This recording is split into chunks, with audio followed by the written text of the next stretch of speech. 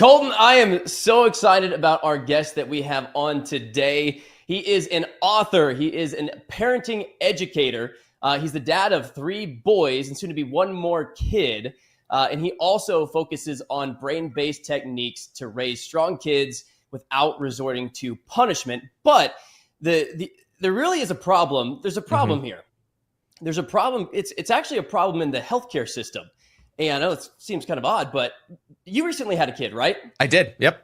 Back in February. Okay. I did too, just a couple months ago. And when I had my kid, they handed me a packet. It had what to do when purple crying starts happening. They handed me a packet that had stuff about CPR.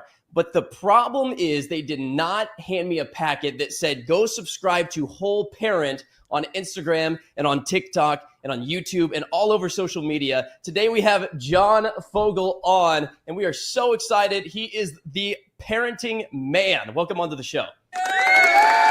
Welcome, Jon. Thank you.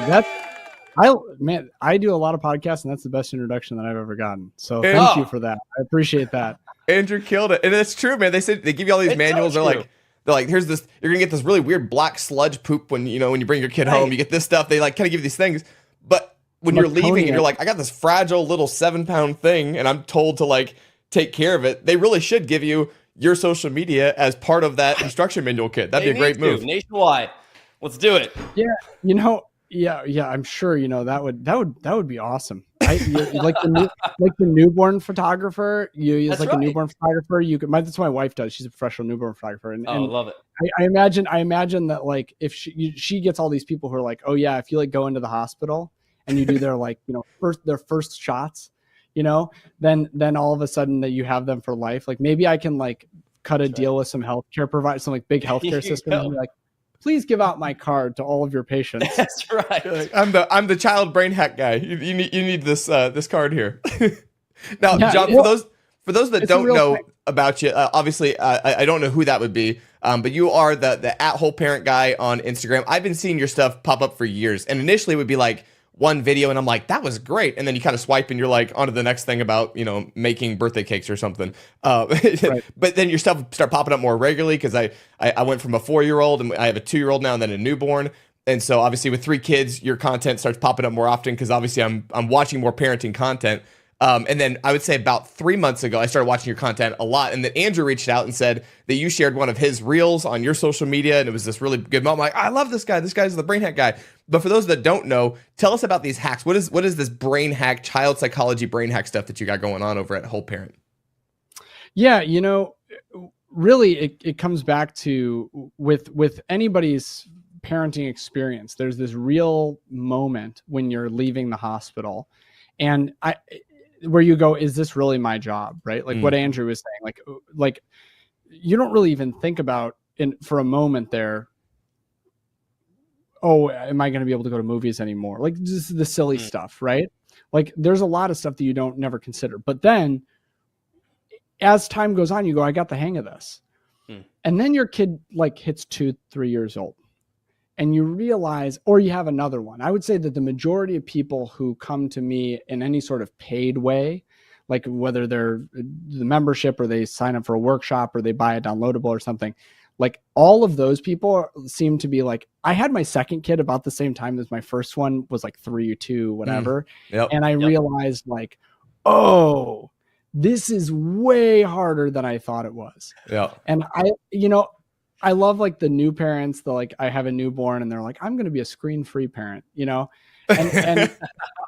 it's I saw a video the other day. The guy was like, we're only 8 days into it, but I'm not going to say that if you let your kid watch a TV or watch your phone while you're at a restaurant, you're a bad parent, but I will say that's bad parenting. And I was like, whoa, what are you doing? You're 8 days in. So, but I think that when people get to that point, then if for that first 6 months. For that first 6 months, the baby's more of a handbag, an accessory or something. You can obviously it's an accessory that cries and does all that, but you can continue your life kind of almost ish as normal because you can take it with you 100%. And it's totally fine. But once you hit that 1.5, 2, it is the game changes entirely for sure.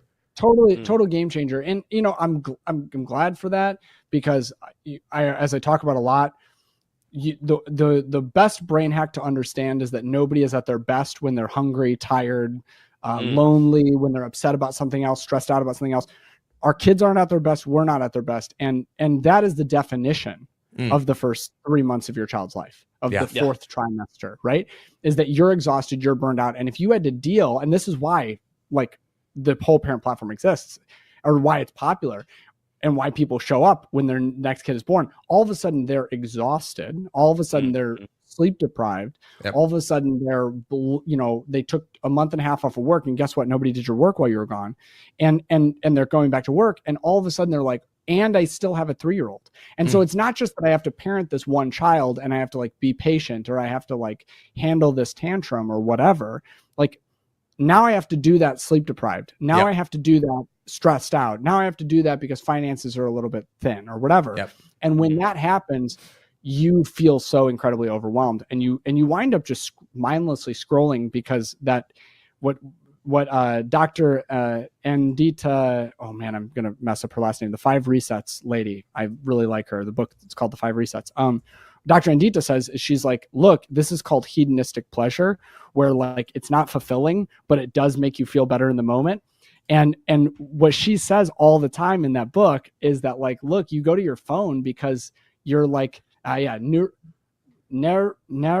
see why you didn't know how to pronounce it. That makes total sense. No one's gonna blame you. 𝗦𝗢𝗢𝗓𝗦𝗢𝗓𝗢𝗓. Yeah. So what she says is look, you go to that hedonistic pleasure, which is that short-term dopamine burst because you are so overwhelmed. And so what I've realized is half the reason why you're scrolling when you have a 3-year-old is because you're like burned. Yeah. You're like, I'm toast. I just need a break from my chaos. My house is a mess, whatever. I'm sitting on the couch at the end of the night, and here comes this, young guy who's very animated and excited about what he's talking about. And he's just like, hey, that thing that really stressed you out today, there's actually a way that you can work with your kid's brain instead of against it.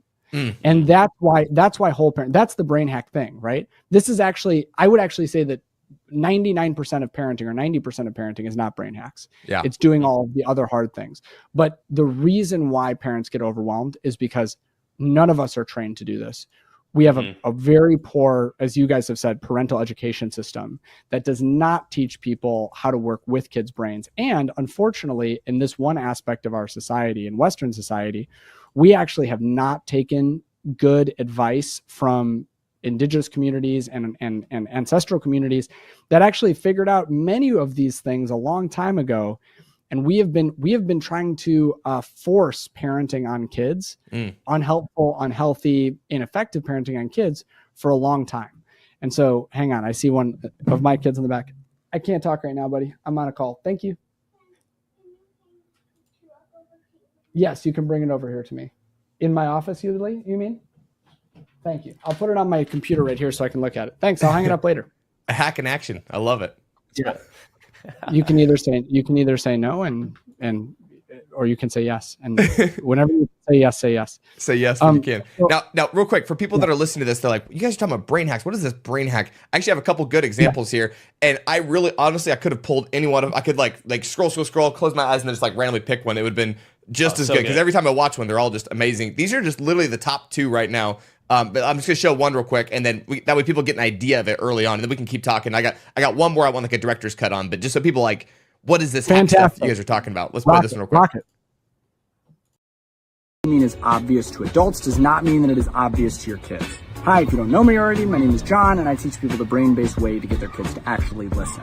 People ask me all the time why toddlers melt down over basically nothing. There are a lot of reasons, but a big one is because parents communicate in ways that do not make sense to their kids. Let me give you an example from my last video. I think parents of toddlers should have strong boundaries and avoid saying no. This is because when a toddler hears no, what they hear is never. The example in the last video was, hey, can I have ice cream? And you say, yes, you can have ice cream after dinner, instead of just saying, no, you can't have ice cream. The reason why you don't say, no, you can't have ice cream is because in their brain, that just means you can never have ice cream ever again. That obviously feels ridiculous to adults because that's not what those words mean to us. But in the mind of your child, that absolutely could be how they interpret that statement. Number one, it sounds crazy to say, but that's probably the simplest way to interpret that sentence. The reason that we as adults don't interpret it that way is because of our societal context. Our kid does not understand that context at 3 years old. And just in general, toddlers don't do well with negative directions in the first place. So for example, if you tell them not to run at the pool, they don't think, oh, that means I should walk. That abstract reasoning is a later developing thing. So instead, just say what you mean in simple terms, avoiding negatives. Instead of, don't forget to clean up your toys, put your toys back in the toy box. I have so many more tips. I cover them in a podcast episode that's coming out next week called How to Get Your Kids to Listen. If you want me to email you that episode when it's released, just comment podcast. Dude, that's so good. So good. That's like, but that's like what we were talking about before. Like they don't, when you leave the hospital, you're like, first, is this legal? How is this even possible? Where did this come from? This baby? But like, they don't tell you that kids develop different, slower. They don't understand. They maybe even if they speak the words that you're saying and they can repeat it back, they don't understand it. But that's so good. That's awesome. Yeah. So my most popular video on my account, and I wouldn't say most popular by views, right? But I would say the video that, and I just wrote this actually this was my last podcast episode, which was that one that I'm referencing. I talked about how the best episode or the best single video that I've ever made, 59 seconds long, was just me saying, instead of saying the negative direction, say the positive direction. And that video got, I think, about 3 million views. Wow. And well, that's great. And I think that's great. Views are wonderful. What's more interesting is that I don't know the total. If one of you guys want to pull out a calculator, it got 3 million views. 99.8% or 99.9% were not followers because I was a pretty small account back then. Okay. And the average view to follow ratio was 40. Whoa. So that was a big pop in your account. Wow. So hundreds of thousands of people followed me off that video. That's amazing. 120,000-ish? Yeah. Yes, that sounds right. So that video alone, just telling people instead of saying don't run, just say walk, because their brain cannot interpret that sentence. And I think that's one of my pinned videos. If you go over to my I don't know if you guys can see pinned that's videos, a small town. 120,000 people resonated with that. It spoke to them. It's so simple. But it's because there is this massive misunderstanding about toddler development, and specifically what's misunderstood, if we can get kind of brainy here. Yeah. What's misunderstood is that we assume that brains develop linearly. So we assume that a toddler brain is going to develop, or a brain in general is going to develop their logical, their language skills, for example, or their physical abilities, or their ability to regulate their emotions, or anything that you have to do with your brain, your problem solving, your ability to do math, your ethical thinking, your moral thinking, that all of these things develop kind of in a straight line together. That's nothing could be further from the truth. So when your child is born, if you think of the brain in 3 parts, which is a really easy way to think of the brain, it's not entirely perfectly accurate. Most neuroscientists don't like talking about it this way, but for most average people, this is more than enough understanding. If you think about the brain as being in 3 parts, it's called the triune brain theory. You basically have 3 parts of the brain going from oldest evolutionarily to the newest. And the top part of our brain, the neocortex, makes up the vast majority by volume of our brain. And that's the part of our brain that makes us different than every other creature on planet Earth. That's the part of our brain that lets us have language and lets us have, there you go. It's called higher level cognition, or higher thinking skills on your document here. But your reptilian brain, your instinct and survival, that's not actually super accurate in this case. Your brainstem is the reptile brain. That's at the very core. Your child is born with that fully functioning. The only example of a reptilian function that is not always present in premature children, especially, is the ability to regulate their body temperature. So that's one of the only things that is not developed in from a brainstem perspective. But the brainstem is changing your heart rate up and down, changing, again, adjusting your body temperature, changing different aspects of these are all the automatic things. Your brainstem never goes to sleep. So this is why you can breathe all through the night. This is why, like all of these things, eventually a reptilian function becomes holding your bladder.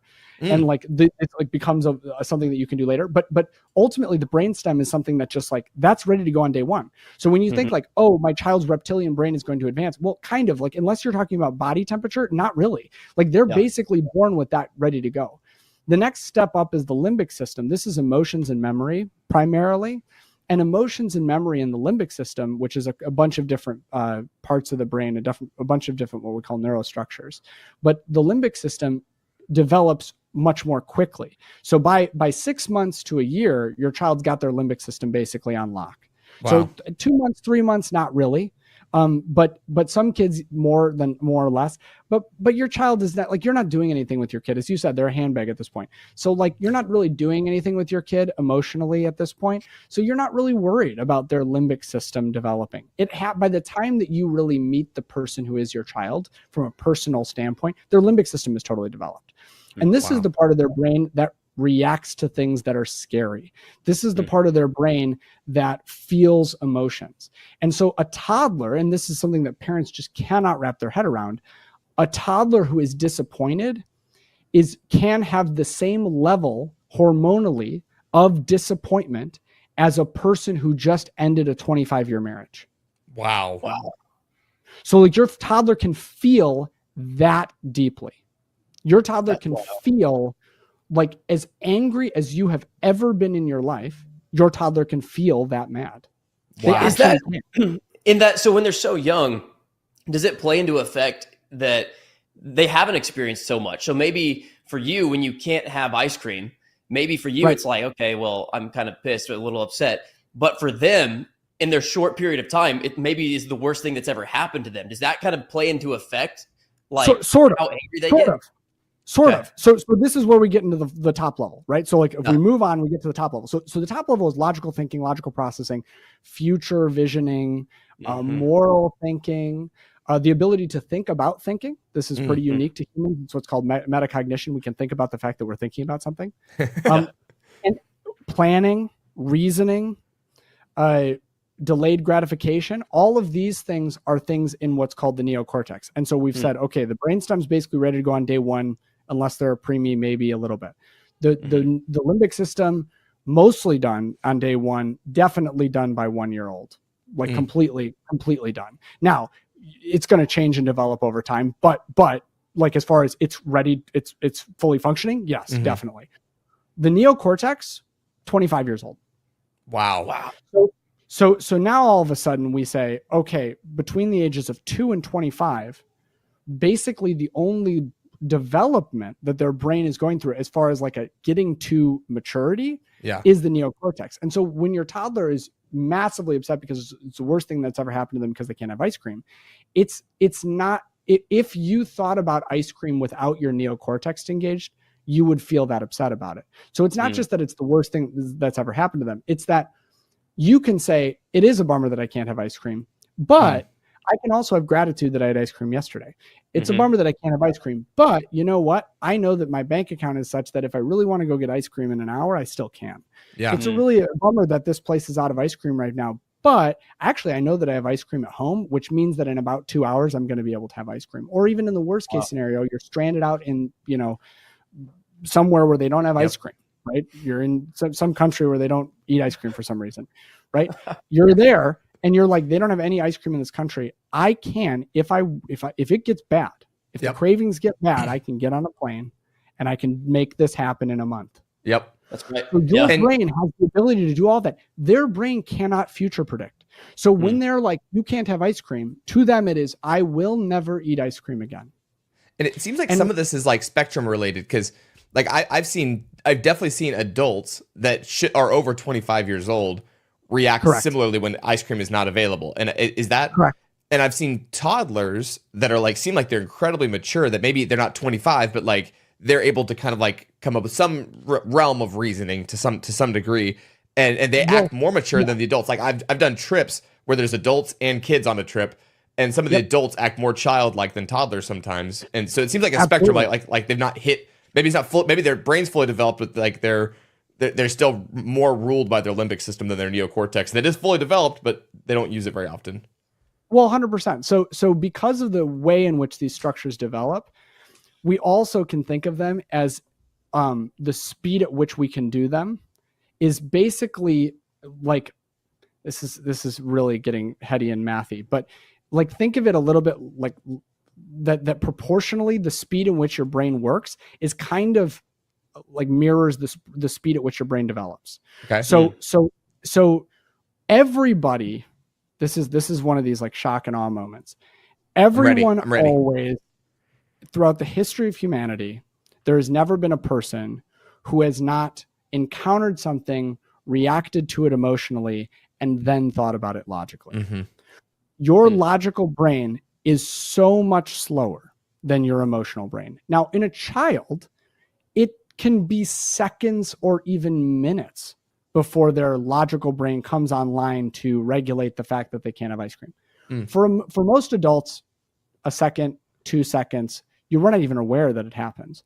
But you still do react before you respond. Every single human in history, your brain is just faster. The emotional part of your brain is just purely faster. And by the way, this is why when you're driving down the street and a deer jumps in the road, you can like Fast and the Furious stomp on the brakes, drift slide around the deer, come back on the road, and you're like, I don't even know what just happened. So there's benefits. There's some pros to it. It's not all negative. Oh, your brain evolved this way because it led to survival. Wow. Like if you were logically thinking about everything, no baseball player in history would be a 100 hitter. Like the only reason that people can hit a baseball, a baseball comes to a person faster than cognition. Right. People don't like. So what baseball players have to do is they have to train their motor cortex, which is part of their neocortex, to react unconsciously with their limbic system. Wow, so that's fascinating. That's why they have a feel for the strike zone. Yep. They're actually feeling the strike zone. They actually feel it. It's emotional. Right. And so the more in control of their emotions they are, the more the closer they are to being, a 400 hitter. Yeah. And so this is why you got guys that are just like, this is why pitchers are very different. They have to draw on their emotions differently. But like hitters, this is how they operate. I mean, this is like getting really, No, it's fascinating. I've also heard there's like a ridiculous amount of like neuronic connections in the actual like intestinal system, like in your stomach. Like there's there's all that stuff. So a lot of times when people talk about a gut feeling, is that then connected to the limbic system because it's kind of an emotional 100%. Gut system. It's not a thought through thing. It's just like I feel this, but it is directly connected to the gut. And a lot of times I've talked to doctors that deal with like parasites and stuff, and they're like, if you can get the parasites out, a lot of times people's judgment actually continues to go up because that the parasites were affecting those neuronic connections in their gut, and so those gut decisions, the limbic system is messed up. Absolutely, and it goes the other way too. So, are you guys familiar with what an ACE score is? So, adverse childhood experience score. So, nope. So basically, there is an objective metric by which any child can be measured. And it's I don't remember if it's an 8. I think it's an 8-point scale. Okay. And these are objective factors. So these are not like, how did you feel when this happened? These are like, you have a parent, or you're a child of divorce. That's one ACE point. So whether or not the divorce was amicable, not amicable, whatever. Like if your parents got divorced, you have an ACE score of at least 1. Wow. If you were abused as a child, which is an objective metric, here's how we define abuse. You have an ACE, that's 1 point. If you have a family member who's in jail, that's 1 point. So you guys are getting how this, so it's eight categories, right? So what we can do is we can actually see someone's ACE score and predict whether they'll have autoimmune disease. Wow. That's fascinating. Like we can look at somebody's ACE score and we can say with reasonable certainty that people with an ACE score above certain amount that have not gone through significant therapy processing to essentially rewire their brain, that those gut connections, those neuron connections that are now, actually my sister-in-law is a behavioral neuroscientist.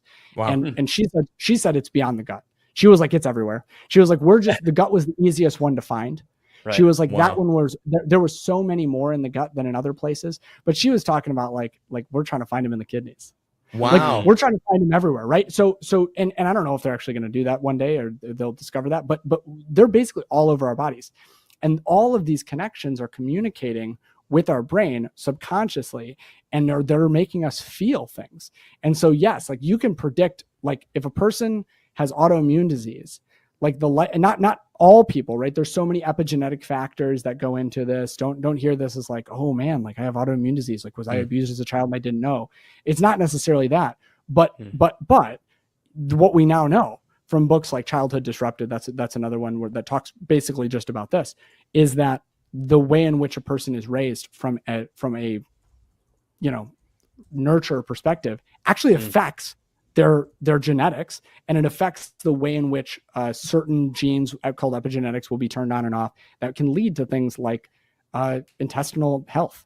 Wow. And so yes, there are neurons and they go both ways. So yes, you feel that gut feeling.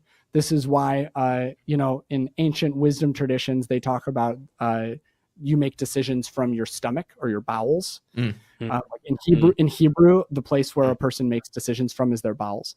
Yeah. This is why they don't have the same construct of the brain. Very famously, the Egyptians didn't preserve the brain because they thought it was a worthless piece of real estate.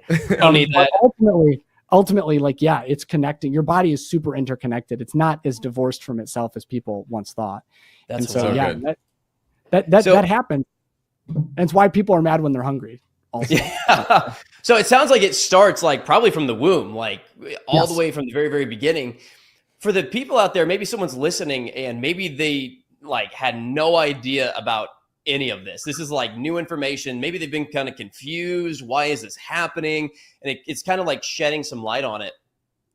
Is it ever too late? Is it ever too late to change, to start, to switch, to learn, to adjust your parenting, to adjust things? Can you talk on that? Because there might be someone out there who's like, man, I've got a 3-year-old and I've done it wrong this entire time.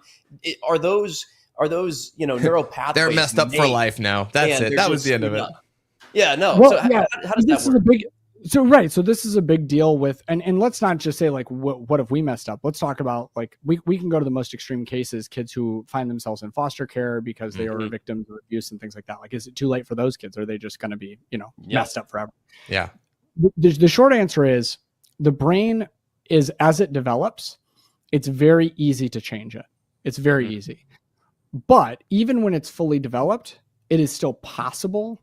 And the more research that we have into this and the more ability that we can do what are called fMRI scans, which are scans of the brain, the more we see actually that even a person between age 40 and 60 who does significant meditation, goes to significant therapy, that they can actually change structurally their brain. So the answer is it too late? It's never too late. Absolutely. And if your kid is under the age of 8, I would say, even if there is some stuff that they're going to have to process later on in life, you still have a ton of opportunity because there's 2 huge times in childhood. Well, we're learning there's one more time actually in adulthood when this happens, which is really interesting. That's cutting edge. But there's 2 main times in childhood when you go through massive, what's called neural pruning, which is the development of these neural pathways. So the way that their brain thinks about things.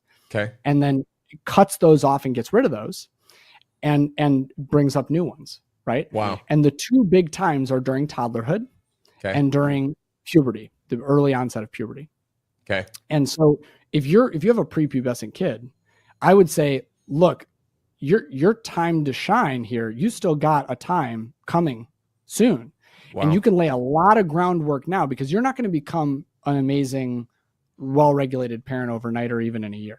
Like it's going to take a long time. And so if you have an 8-year-old and you're like, man, I have not done this well, like spend the next 3 years really learning. Not only are you going to structurally change their brain because their brain is still very moldable from 8 to 11, but when they hit that like stride 11 to 13, where so many people resort to their worst parenting, that is when it's most impactful. Wow. So after about 5 years old, you still got one more really, really clear shot. And then the time in adulthood that we're now finding, and I'm really interested to see how this interfaces with men. But what we're now finding is that there is a massive period of neural pruning in the first 4 months after your child is born as a woman. So that you actually go through a similar process of neural pruning as you did when you were 13. So when people are like, I literally changed when my child was born, like I literally changed how I thought about things. Yeah. I literally changed what I care about. So, like we actually can see that in the brain now, that actually is happening. Wow. When I had my first kid, I had that moment. I was like, man, I think about everything from like, I got in my car and I was like, I'm alone. I don't even have my kids with me, but I'm going to drive more conservatively. Yeah. Because I'm 100%. Like, man, I have kids now. And I'm like, but I had a wife before and I had a job. I had people that depended, but it's like different. And then it happened again when I had my second kid. I'm like, this is it's just changing. So I'm interested. We got to have you back on when we figure what that is. Well, that is about the most, like when I say there's only one book and it was released in 2024 that is willing to make this claim. Like that's the extent at which this is new. And even in that book, they said, we don't really, we know this happens, but we don't know why. What are your thoughts in your space? I just my brain's been spinning on this because I watched the movie Inside Out maybe like 5 or 6 years, like when it first came out. I was like, that's a good movie, the Disney movie Inside Out. Have you seen Inside Out before? I've seen the first one. I have not gotten to the second one yet. Okay, I think the second one's even better. So definitely a big pitch here. Like no, I'm not going to spoil the first one. We're about to go watch the second one. Okay, I won't spoil it, but like the idea of like of like mapping that out and watching like these characters come to life, and then the way you think about that later. What are your thoughts on the Inside Out movie, the first one, obviously, because that's all you've seen so far? But does that make sense inside of your realm of brain hacks and everything you've talked about? Yeah, so that movie was incredibly profound, and it was and the way in which that movie depicts how human beings are run by their emotions is incredibly accurate. And had that movie been released in 1950, it would have been universally decried as like the worst possible thing that could have ever come out. Wow. So like this was the great fear of the 1950s human, was that humans were emotional, that we should do everything we can to stop people from feeling. And from the 1950s to the 1960s, this, or I shouldn't say that, I should say maybe the 30s to the 50s and even into the 60s, this was, we wanted people to not feel. And then once we started mapping the brain really significantly in the 90s, we realized, oh man, feelings are this massive part. Like, and if you think that you're not being run by them, it just means you're being run by them more. Wow. And that's where recently I did a little blurb in a book that's coming out in September, where she was like, you know, what's the one thing that you would say to dads? Because she was trying to get a dad to have a parenting perspective in this book. And in my little blurb, it's only like maybe 2 paragraphs long, is like, you know, if you're a guy, the most powerful, strong, traditionally masculine, however you want to frame that, thing that you can become is deeply in tune with your own emotions. Because if you're worried about like, oh, I don't want to be super emotional and be out of control, bro, you're out of control if you're not in your emotions. Like your emotions, you're either going to work through your emotions or your emotions going to work through you. Those are your options. And so, yeah, I really like the movie. I think the idea that they're doing that, like that the kid is going through massive neural pruning at like, I think she's like 8 in the first one or 9. Yeah. That's true, but that's more about like she's in this like deep social emotional development place. Yeah. And she's moving. She's in the middle of the transition. So yeah, she's in the middle of transition. So like that idea, like I think they were really trying to do a good job with that, and I'm not dogging on that at all. But the idea that like you have this like dead zone, especially in that movie, there's these scenes where you find this dead zone where all of these memories go to die. And the longer they stay down there, they just like disappear forever. And like everybody cries because like the imaginary friend, yeah, Bobo or whatever. Yeah. 100% that happens. 100% that is exact. Like basically your neurons either get connected to something or they die. That's what pruning is. And so our job as parents is to try and keep the neural pathways that are positive and not prune the neural pathways that aren't positive, which I understand is kind of the big question in the second movie is like, can we force the pruning? Right. But like, instead of trying to intentionally prune, just to say like, hey, the way to fill this child up is to fill them up with the goodness and the positive and acknowledge and embrace the negative, which is another big part of the first movie, which is really powerful and helpful, to allow those to be teaching and learning experiences for our children. and that in the process, like the stuff that's not ideal does go away.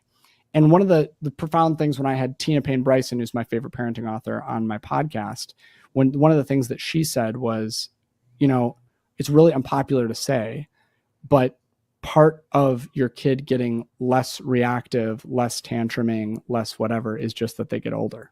Mm-hmm. And some parents really don't like that because they want all the neuro hacks and they just want this to be done now. And I think we can do a lot of that. But there is also a part of like, we're running a marathon here. Yeah. And you're not going to like, it's like getting in shape. It's like having good finances. It's like anything, like consistency. That's how you're going to, you're not going to, the whole like get rich quick, the whole like get in shape in 6 weeks. These things don't stick and they don't stay. And so if you're trying to hack your kid's brain to get out of a specific tantrum because you don't want to do something that's problematic, like, yeah, I'm here for you. I'll help you do that. But it's the long term that's going to make the long term change. And part of that's just growing. Yeah. Love that. We have one more hack. We have one more hack video here. I'd love to get like a director's cut on. This is one that just happened. It's kind of a fresh one. It's towards the top of your feed, but also you got a little personal in it. You shared a personal piece of this. I think this is pretty good. Let's watch this one, and I'd love to get your like director's cut, behind the scenes take on it.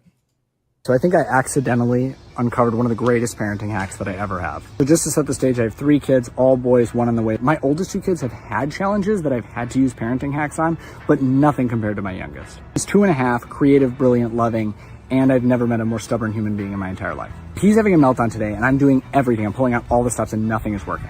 Like, how can you do any of these parenting hacks when your kid literally will not look at you without screaming? Like, I'm supposed to be the guy with all the hacks, and I am out. So he's like obsessed with this little monkey Beanie Baby right now. So I pick up the monkey and I just start talking to the monkey.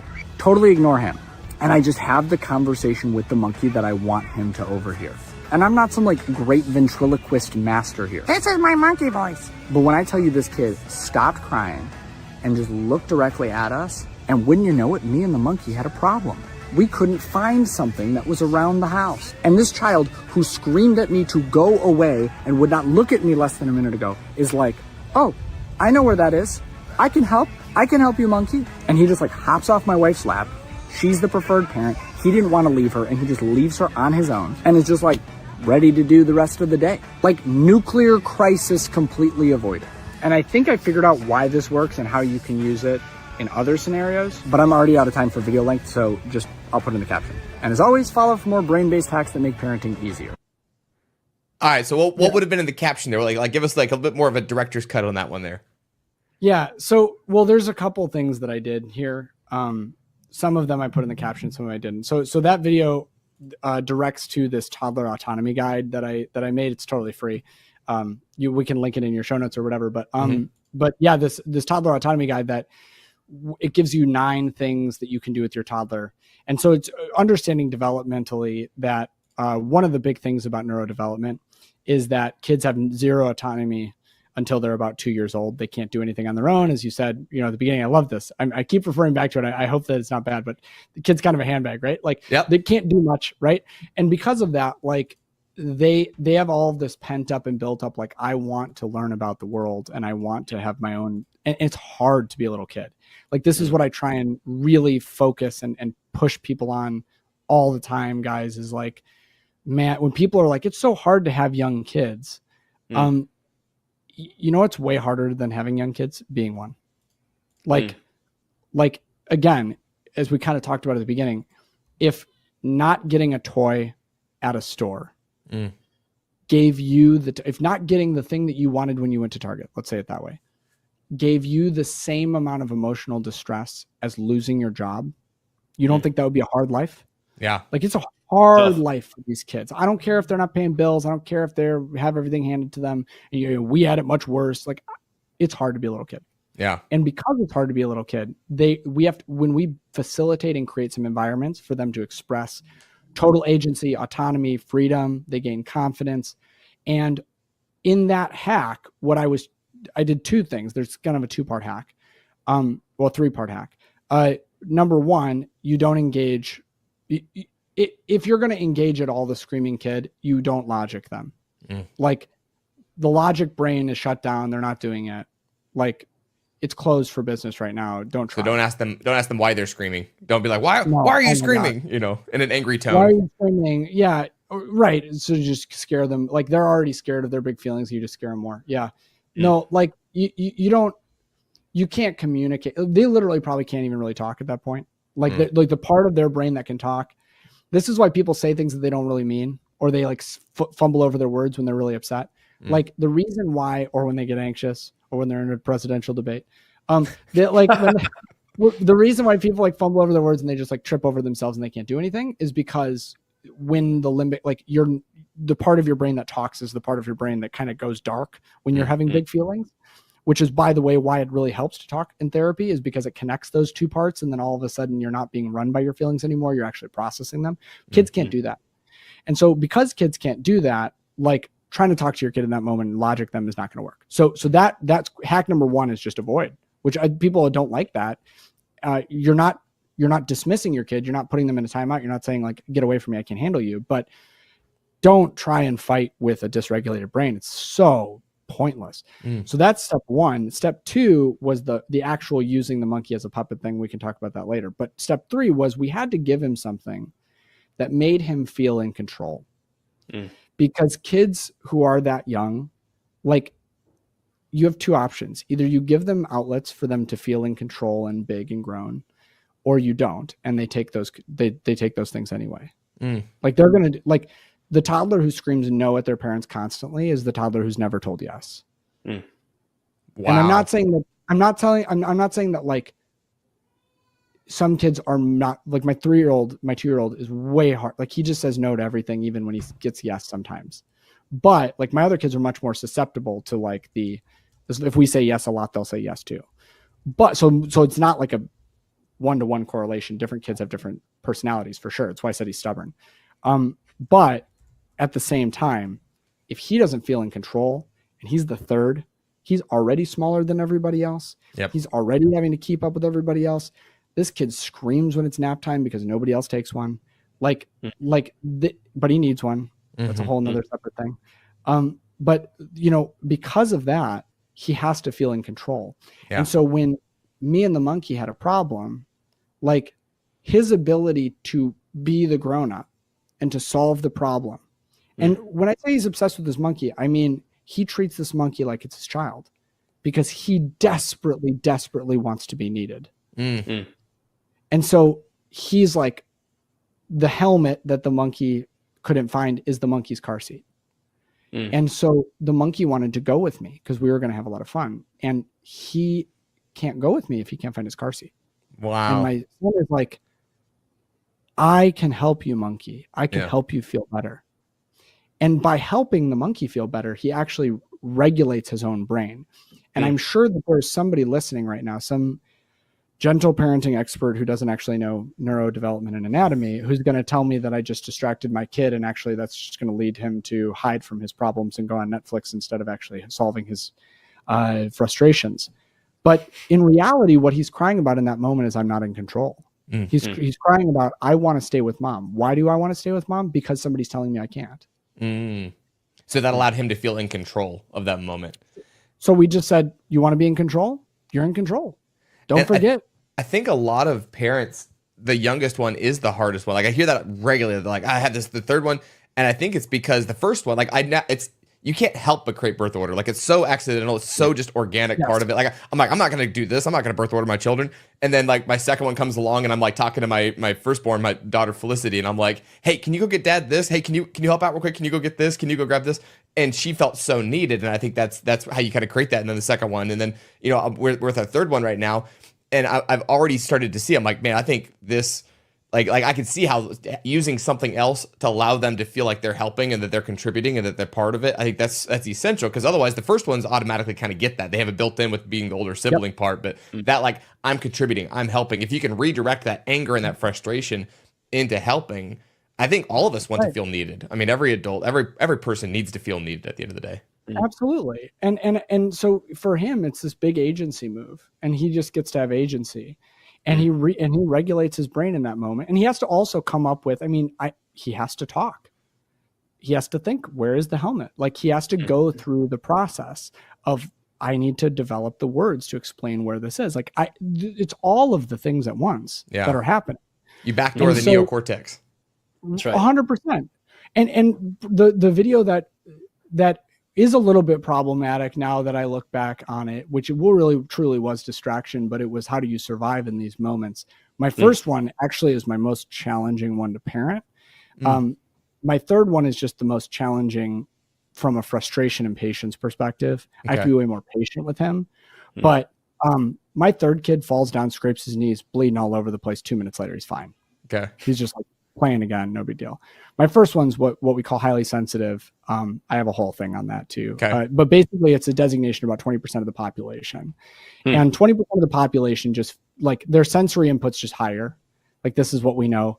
Like loud noise. There's a quiz. Is your kid highly sensitive? 20% of the population is just like a loud noise sounds louder.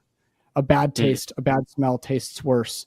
All that stuff. And many adults are highly sensitive. My wife's highly sensitive. It's genetic, generally speaking. One parent, if they're highly sensitive, you'll have a highly sensitive kid almost guaranteed. And if you have a highly sensitive kid, the chances are that a parent or a grandparent is highly sensitive is like 100%. But some kids are just highly sensitive. My second two are not. My first is, which means fall down, scrape your knee. We're talking 2 hours of processing over that. Sometimes when he was younger. And so hardest to parent in many ways. And sometimes bumped his knee. In one particular case, he bumps him into the table at Target playing around, or not at Target, at Panera playing around. And I'm like, this is going to be a full-on screaming meltdown for the next 5 minutes. We are going to destroy Panera at lunchtime. Like it is just going to be whatever. So I can do two things. It's about to go down. It's about to go down. And I can basically do two things. I can throw him into my stroller. I can send the wrong message. You cannot be around people when you feel. I can throw him into the stroller because I am a Midwest Swede and we do not inconvenience people. And I can throw him into the stroller and I can push him out the door and we can have this screaming, crying as our food gets cold at our Panera table and maybe gets cleaned up by some high school kid. Or with his little brother, by the way, also in the stroller. Or I can go, I'll deal with the processing on this in an hour and I'll just avoid. I'll just backdoor the neocortex in. And so I made a video about it, and that is what blew me up on TikTok before I blew up on Instagram. So how do you talk to your kids with the negatives was the Instagram. This was that on TikTok. Okay. And I was just like, yeah. So you literally just shoehorn in the neocortex. You force them into their neocortex by being like, "Can you see my ear? It's so weird that it's here now." And they're like, "That's not the ear. That's the nose. That's not your ear." And I'm like, I wonder if you can jump up and down and run at the same time. I think it's impossible. I can't do it. And like, I literally forced him into his neocortex. I like pushed him into it. Wow. And people are like, yeah, I mean, that's John, that's like not great for neurodevelopment. And I'm like, you're right. But it's better than strapping him in and that's right. But we survived. Hannibal lecturing him out the room. Right. But we survived. I didn't have to lay hands on him. Yeah. I didn't have to, teach him the message that his feelings are inappropriate for other people to be in front of. And so like you make the best of a bad situation.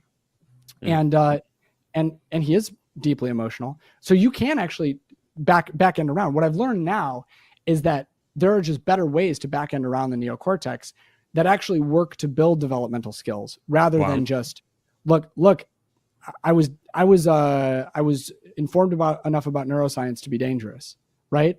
Like now that we're a little bit further on in the platform, we're a couple of years later, I've had long conversations with neuroscientists and developmental psychologists that I had just not had at that point. They were like, yeah, John, you're not wrong that works. And you're not even wrong that you should do that. Just like, if you're going to do it anyway, let's just build some developmental skills in the process. And so then we were like, okay, we're going to like handle this autonomy seeking thing. Okay. And the answer to the third part of that, when you're looking for the director's cut, the puppet thing, somebody write a book. I don't understand. Yeah. Well, all I understand, here's what I know. Before we knew anything about the brain, Fred Rogers was probably the most significant. Fred Rogers changed an entire generation of human beings. Totally. 100%. Mr. Rogers. Yep. He did so because even though he was surrounded and interfacing with and regularly discussing child psychology and neurodevelopmental anatomy, with literally the two greatest minds at that time. People don't understand this. Every single day he meets with the three greatest minds in developmental psychology in the 70s. Yeah. Like every day. They just were in the same city. They were at the University of Pittsburgh, and he's doing Mr. Rogers' Neighborhood. And so he literally would walk each script to the world's leading experts on children and say, how can I make it better? Every day. Wow. That guy was a legend, man. Legend. His speech at Congress was perfect. No notes. So because of all this, right? Like the thing that he intuited, though, that the developmental psychologists didn't know why, was that he was just like, I don't know, though. I think they're really going to respond to these puppets. And then Jim Henson did it on Sesame Street. And he was like, yeah, I don't know, though. These kids just love these puppets. And I'll tell you, so I have a puppet. I have a handmade puppet in the basement. It looks like a Muppet. My wife made it. My wife's a brilliant artist. And I recorded an episode of like a new Mr. Rogers' Neighborhood, but like for millennial general parents. Okay. With the puppet. And it's really bad. Like it's like production value 0, right? But I was just like, quick and dirty, do it bad first, right? Yeah. I put this up on my computer. I brought my 3 kids in, 7, 2, and 4. Okay. I had them watch it one time, 10 minutes long. Okay. These kids did not speak, rapt attention. Yep. No questions. Yep. Episode ends. Yep. It was a month and a half ago. They regularly talk about it. Oh. They regularly talk about it. It was a hack about how to help kids who are having nightmares. Huge. Regularly talk about how, well, you know what? I was scared, but my 2-year-old talks about it. Huge. So to answer the question about why does puppets work?